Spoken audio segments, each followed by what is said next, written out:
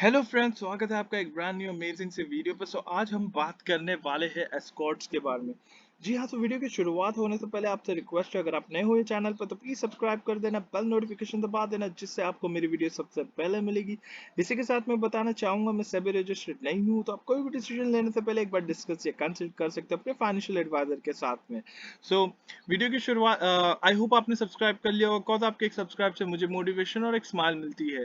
फटाफट से हम आ जाते हैं एस्कॉर्ट्स के चार्ट के ऊपर में। आज हमें जो क्लोजिंग देखने के लिए मिला है वो है 1489 1489 पे हमें क्लोजिंग देखने के लिए मिला है। कल के लिए हमारा जो सपोर्ट रहने वाला है वो है 1456 का।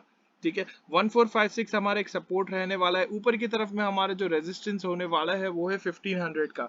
अगर 1500 के ऊपर एक ग्रीन कैंडल बनता है 30 मिनट्स के टाइम फ्रेम पे, तो एक हमें एक अच्छा बुलिश मोमेंटम देखने के लिए मिल सकता है। द रीजन हमारा इतना बड़ा एक सपोर्ट देखने के लिए मिल रहा है, बिकॉज यहाँ पे हमारा 100 एक्सपोनेंशियल मूविंग एवरेज ब्रेक हो चुका है। ठीक है, इसी के लिए कल अगर मार्केट ओपन होता है, अगर कल मार्केट ओपन होता है 1492 के ऊपर में, ठीक है, और एक ग्रीन कैंडल बनता है 30 मिनट्स के टाइम फ्रेम पे, सस्टेन भी करता है, तो हमें एक अच्छा बाउंस बैक देखने के लिए मिल सकता है, ऊपर की ओर में रिवर्सल देखने के लिए मिल सकता है।